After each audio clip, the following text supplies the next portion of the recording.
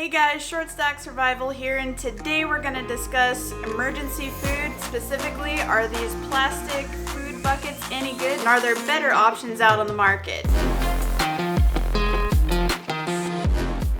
What is emergency food? And that's just food that you have on hand for long-term storage that's non-perishable and hopefully relatively easy to prepare and cook. Because in an emergency, you may not have electricity. You may be tempted to buy items such as food back here that you see in the bucket. We're gonna see if it's worth you guys buying it at this time. It's October 2021, and believe it or not, this little bucket of food that has 124 servings on the website at ReadyWise is actually $300. That's an incredible amount of money. We definitely did not pay that for that bucket. I believe we got it at Costco for under $100. So even if this food is really tasty, I definitely, right away, spoiler, I probably wouldn't recommend paying $300 for this. I did find the ReadyWise bucket for a better price on Sportsman's Warehouse.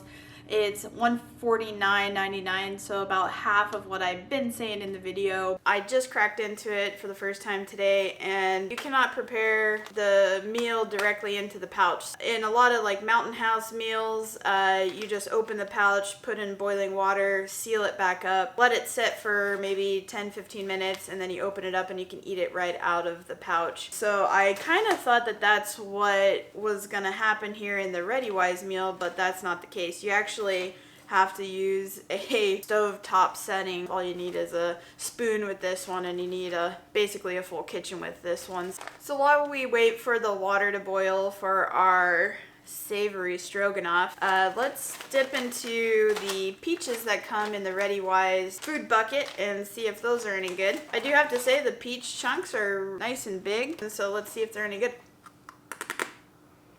Obviously dry because it's freeze-dried food, right? Going to get the saliva going. Yeah, I definitely have to say those are really good peaches. Okay, so I just kind of opened up the ReadyWise. I'm gonna pull out the oxygen absorber, and there's the dry pasta, and here's my boiling water.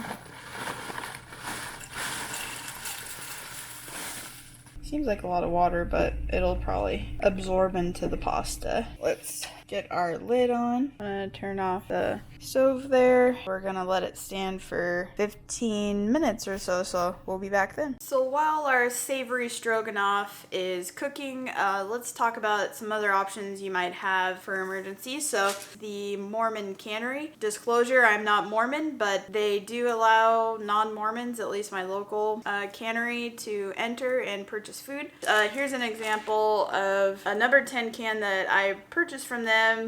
Most of their food is sold in the number 10 cans. You can buy them individually or in big boxes of 6. This is an excellent value for the price. And other places you can look at, obviously, we're huge fans of Costco. We always buy a bunch of food from Costco. You can also try places like Cash and Carry, of course Walmart. If you don't have a lot of money up front, every time you go to the store and buy food, you can just kind of add a couple cans of whatever food that you enjoy eating. You can definitely start as small or as big as you want. $300 worth of food at Cash and Carry, Costco, or the Mormon cannery will go a lot longer and further than the emergency plastic food buckets. So the instructions say to periodically stir. As you can see, it's definitely starting to thicken up. There's still quite a bit of water there, but I believe we still have about 8 minutes left. Many of you may remember the run on toilet paper, and when you couldn't find any for months and months, just imagine that panic with something as important as food. A lot of us are not hunters or gatherers or gardeners,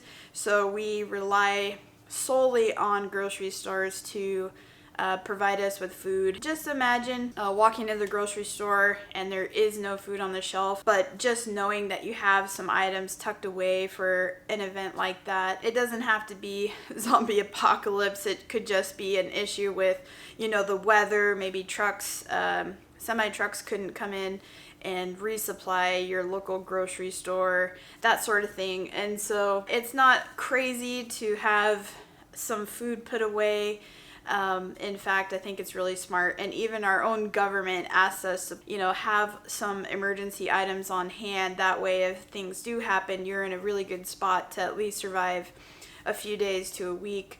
I personally recommend longer than that. Just imagine yourself going to the grocery store and you don't have any supplies on hand and you absolutely need food and you're unable to get any food. Like, what would you do?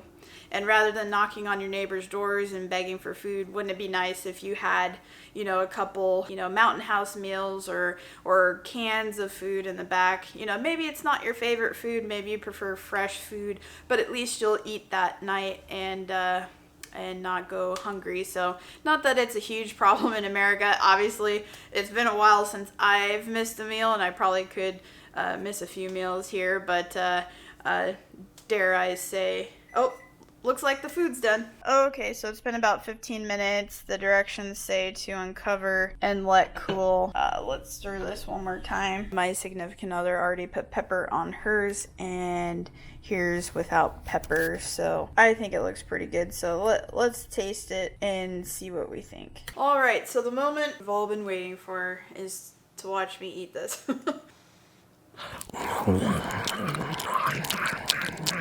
It's not that bad. I mean, if you're hungry, a nice warm meal like this, I definitely don't think I would complain. Yeah, so I definitely think, in terms of taste, it's not that bad. Nice and creamy. There's supposed to be meat in there.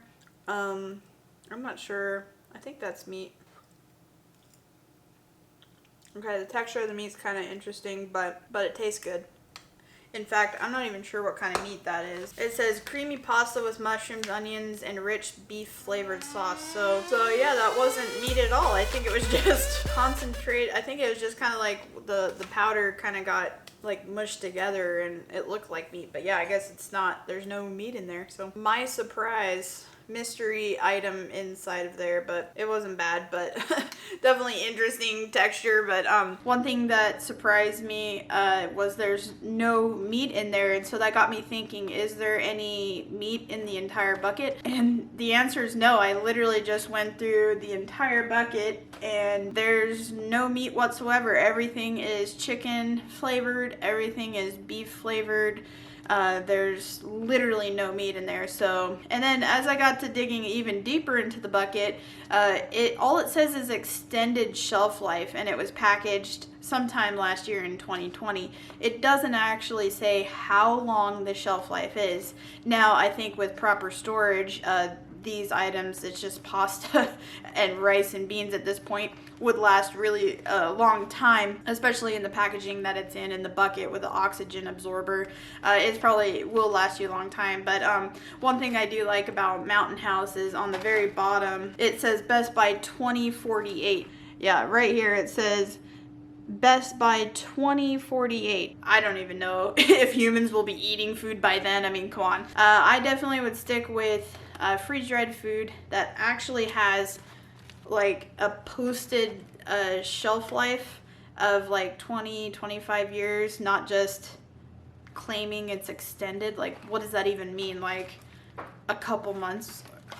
I mean, it's too vague. I mean, especially if you're trying to buy it once and then like throw it in your closet, that doesn't do you any good. So something with an actual date on it, and then something with actual like good food and protein in it, I think is important, especially if it's an emergency. Maybe you're having to work a lot harder than you normally would. This package alone is 12 grams of protein per serving, and there's about 2.5 servings in this package, whereas the ReadyWise that we were eating was anywhere from like 3 grams to 5 or 6 grams per serving.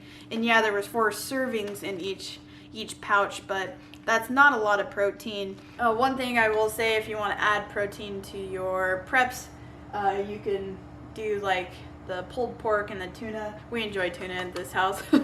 And so albacore tuna is a good option.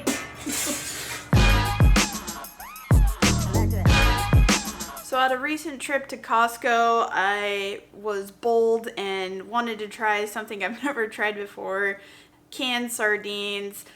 Typically, I would definitely be like, that's super yucky, I don't want to eat that. I have to say I was pleasantly surprised. These ones specifically are in olive oil, and I believe they are skinless and boneless, so when you open it up, it's not like you're looking at a full fish just laying there in the can. So these are actually pretty tasty, so you definitely don't want to stock up on items that you absolutely hate or think are disgusting or definitely are allergic to. Just know, like, if you have picky eaters out there, maybe in an emergency you might be bold enough to eat it, but just give certain foods a try. You may be surprised at how good they are, but I just wanted to let you guys know, especially with all the price gouging right now with emergency food, I wanted you guys to know whether or not it was still worth your time to buy these buckets, and that way you can make an informed decision when you go out to buy your emergency food, which you definitely should do. But just know you want to get quality food and not just a bucket full of, you know, carbs. So, all right, like, comment, subscribe if you enjoyed this video, and I'll see you guys in the next video.